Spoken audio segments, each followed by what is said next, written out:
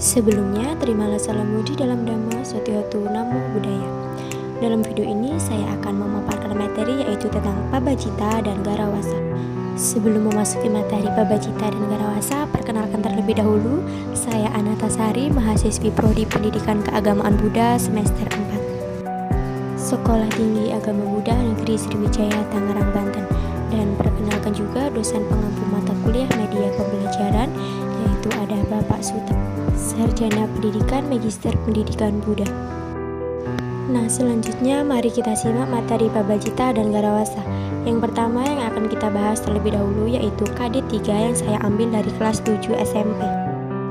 Yang pertama, KD 1.2 menghargai kriteria agama Buddha dan umat Buddha. 2.2 menunjukkan perilaku toleran tentang kriteria agama Buddha dan umat Buddha. 3.2 memahami pengetahuan berdasarkan rasa ingin tahu tentang kriteria agama Buddha dan umat Buddha. 4.2 menyajikan dalam ranah abstrak kriteria agama Buddha dan umat Buddha. Materinya kriteria agama Buddha dan umat Buddha. Dan tujuan pembelajarannya, setelah mengikuti pembelajaran saintifik, peserta didik dapat menghargai memecahkan masalah dalam kehidupan sehari-hari dengan berpegang pada formulasi agama Buddha dan umat Buddha. Yang kedua, menunjukkan perilaku jujur sesuai dengan formulasi agama Buddha dan umat Buddha. Yang ketiga, menyebutkan formulasi agama Buddha dan umat Buddha. Yang keempat, menafsirkan manfaat dari penerapan formulasi agama Buddha dan umat Buddha. Yang kelima, memprediksi akibat dari perilaku yang sejalan dengan agama Buddha dan umat Buddha. Yang terakhir, menyajikan salah satu contoh sikap yang sesuai dengan agama Buddha dan umat Buddha melalui himbauan sikap. Selanjutnya, pembahasan Pabajita dan Garawasa. Perbedaan dari keduanya sendiri yaitu Pabajita adalah umat Buddha yang menjalani kehidupan sebagai petapa atau samana. Sedangkan Garawasa adalah umat Buddha yang menyatakan diri berlindung pada Buddha, Dhamma, dan Sangha. Dari sudut pandang kelembagaan, masyarakat Buddhis terdiri atas dua kelompok atau parisa yang dijelaskan dalam Anguttara Nikaya 3 178, yaitu yang pertama kelompok masyarakat kewiharaan yang dinamakan Pabajita atau Biku Bikuni Parisa. Yang kedua kelompok masyarakat awam yang dinamakan Garawasa atau Upasaka Upasika Parisa yang ada di Anguttara Nikaya 3 178. Perbedaan ini hanyalah didasarkan pada kedudukan sosial mereka masing-masing dan bukan berarti kasta. Agama Buddha tidak menghendaki adanya kasta dan dalam masyarakat Buddha yang mengatakan bukan karena kelahiran seseorang disebut wasala atau sampah masyarakat, bukan juga karena kelahiran seseorang yang disebut brahmana hanya karena perbuatan seseorang yang disebut wasala. Hanya karena perbuatan seseorang yang disebut brahmana atau sutta nipata wasala sutta. Selain dua kelompok di atas, ada juga umat Buddha berumah tangga yang menjalani kehidupan sebagai samana walau dia bukan samana. Kelompok ini disebut anagarika dan anagariki. Selanjutnya, pengertian dari Pabajita yaitu kelompok masyarakat kewiharaan atau sangha yang terdiri atas para biku, bikuni, samanera, dan samaneri. Mereka termasuk dalam kelompok ini yang menjalani kehidupan tanpa rumah tangga, membaktikan diri untuk melaksanakan hidup suci, walaupun hidup mereka dibaktikan untuk peningkatan susila dan rohani. Kehidupan mereka sehari-hari pun tidak dapat lepas dari segi sosial. Mereka tetap berhubungan dengan kelompok masyarakat awam. Bagian dari menjalankan Pabajita yaitu terdiri dari biku, bikuni, samanera, dan samaneri. Dan untuk komunitasnya yaitu adalah sangha. Bagi umat Buddha yang ingin menjadi anggota sangha, biku atau bikuni, mereka harus mengikuti latihan menjadi samanera atau samaneri atau pabaja, samanera atau samaneri.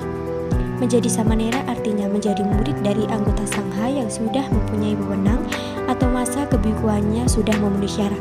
Dan setelah sekian lama dan atas rekomendasi guru dari samanera tersebut, maka seseorang samanera dapat ditahbiskan sebagai biku melalui upacara yang disebut dengan upasampada. Selanjutnya sangha. Sangha berarti persemuan atau persaudaraan para biku. Kata sangha pada umumnya ditujukan untuk sekelompok biku. Dan sangha juga merupakan bagian dari 3 mustika dalam Buddhisme. Dan sangha terdiri dari 2 jenis yaitu Samuti Sangha dan Arya Sangha. Anggota sangha dalam kehidupan sehari-hari di samping tidak menikah atau selibat dan wajib mengikuti peraturan biku yang disebut winaya. Jumlah winaya bagi seorang biku berjumlah 227 buah, bagi biksu 250 buah, sementara bagi seorang bikuni maupun biksuni berjumlah 311 buah. dan jumlah anggota Sangha hingga saat ini masih sangat sedikit bila dibandingkan dengan pertumbuhan umat Buddha di Indonesia. Tentu kurang tepat kalau umat Buddha yang menyukai kehadiran para biku atau samanera menghormati dan mendukungnya. Namun mereka belum mengikuti jejak para biku atau samanera. Bertambahnya biku atau samanera sangat diharapkan. Menjadi samanera atau menjadi biku bukan sebagai panggilan atau kodrat dari atas, tetapi dapat diukur secara logika, berpikir bahwa menjadi samanera dan biku adalah pilihan. Artinya diri sendiri yang memilih dan bukan suruhan orang lain.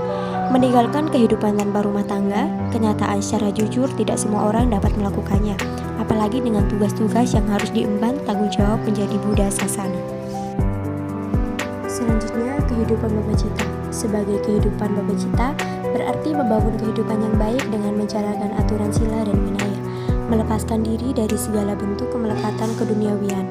Kehidupan Babacita atau pertapaan merupakan sebuah tekad untuk bebas dari semua kesulitan kehidupan mendatang dan bebas dari kelahiran kembali. Dan kelompok masyarakat Kuiharaan Sangha terdiri atas para biku, bikuni, samanera, dan samaneri. Mereka termasuk dalam kelompok ini menjalani kehidupan tanpa berumah tangga yang membuktikan diri untuk melaksanakan hidup suci. Dan kehidupan sebagai Babacita dengan menjadi anggota Sangha dapat mengambil dua bentuk. Yang pertama Vipassana Dura, yang kedua Granta Dura. Selanjutnya gelar biku, yang mana bikuni ini yang pertama 10 tahun yang disebut dengan Tera atau Stawira, dan yang kedua 20 tahun yang disebut Mahatera atau Mahastaura. Dan di gambar di samping ini adalah salah satu contoh biku yang 10 tahun dan 20 tahun menjalani Babaja. Dan di dalam Babacita juga terdapat 10 sila utama. Yang pertama tidak membunuh, tidak mencuri, tidak berbuat asusila, tidak mabuk-mabukan, tidak makan setelah tengah hari, tidak bernyanyi dan mendengarkan musik, tidak memakai wewangian, tidak memakai tempat duduk yang tinggi, dan tidak menerima emas, perak maupun uang. Selanjutnya tentang syarat-syarat menjadi biku dan bikuni beserta persyaratan penabisannya. Yang pertama, calon biku berumur lebih dari 20 tahun, tidak cacat fisik dan mental, serta tidak dalam proses pengabdian, pengadilan atau hutang piutang. Yang kedua, Sangha yang menhabiskan minimal 4 orang biku tera atau catuwaga, ataupun dapat lebih dari 4 orang antara lain 10 biku tera atau dasawaga, 5 tera atau pancawaga, dan 20 orang tera atau wisatiwaga. Yang ketiga ada ditabiskan di dalam garis sima atau batas-batas yang telah ditentukan. Yang keempat, seorang guru atau acarya mengusulkan calon biku agar ditabiskan, kemudian menyusul 3 kali pertanyaan yang menerangkan dan mempertahankan usulan pertama yang diajukan kepada Sangha untuk disetujui. Yang kelima, setelah disetujui oleh para biku beserta pendapat baru dapat dilaksanakan. Selanjutnya, syarat menjadi samanera dan samaneri. Yang pertama, mencukur alis, rambut, kumis, dan jenggot. Yang kedua, memiliki jubah, mangkuk, dan wali atau sponsor. Yang ketiga, bertumpu lutut dan berjali mengucapkan kisarana. Yang keempat, tidak memiliki hutang atau dalam penyelesaian masalah. Yang kelima, memiliki izin dari orang tua atau wali. Yang keenam, tidak cacat mental. Sila yang harus dijalankan oleh samanera dan samaneri ada dasar sila, 10 sila, 75 sekya dhamma, 15 peraturan tambahan. Jadi terdapat 100 peraturan yang akan dijalankan oleh seorang samanera dan samaneri. Untuk pembahasan materi yang kedua yaitu Garawasa. Garawasa adalah kehidupan berumah tangga, yaitu umat Buddha bebas membangun keluarga dan meneruskan keturunannya, atau umat Buddha yang menjalani hidup berumah tangga maupun tidak yang memenuhi kebutuhan kehidupan dengan mata pencaharian benar. Berumah tangga akan hidup layaknya anggota masyarakat biasa, hidup berkeluarga, bekerja atau mencari nafkah, menikmati kesenangan dan kebahagiaan duniawi. Umat Buddha kelompok ini menjalani kehidupan sehari-hari berlandaskan sila, baik itu Pancasila, Atanggasila maupun Pandita Sila, bagi yang sudah menjadi pandita yang ditetapkan oleh Sangha. Melalui pelaksanaan sila dalam kehidupan sehari-hari, umat Buddha dapat merasakan kebahagiaan baik fisik maupun batin. Pelaksanaan sila dengan benar akan membawa umat Buddha pada kehidupan yang selaras dan seimbang. Kehidupan yang didasari oleh cinta kasih dan kasih sayang kepada semua makhluk, baik yang kelihatan maupun yang tidak kelihatan. Berumah tangga menginginkan kehidupan keluarga yang bahagia, harmonis, dan tentram. Ada 4 hal yang perlu diperhatikan oleh umat Buddha sebagai berumah tangga, yaitu sadasila, sila, jaga, dan panya. Sangha adalah keyakinan yang kuat terhadap Buddha, Dhamma, dan Sangha. Keyakinan terhadap nilai-nilai moral yang berkebuah keyakinan bahwa semua perbuatan yang telah dilakukan akan menghasilkan akibat. Sila adalah perilaku yang baik yang meliputi perkataan, tindakan badan, dan mata. Pencarian yang benar. Jaga adalah kesediaan untuk berdana dan berkorban untuk meringankan penderitaan orang lain. Dana tersebut dapat berupa materi dan non-materi. Panya adalah bijaksana dalam melihat kebenaran dan ketidakkebenaran, baik dan jahat. Kehidupan yang dimiliki akan membawa kesucian bagi diri sendiri. Lalu untuk hubungan Babajita dengan Garawasa adalah: untuk Babajita, yaitu seorang Babajita seperti biku, memberikan dan menjadi contoh yang baik dengan memberikan dharma yang bermanfaat bagi kehidupan Garawasa.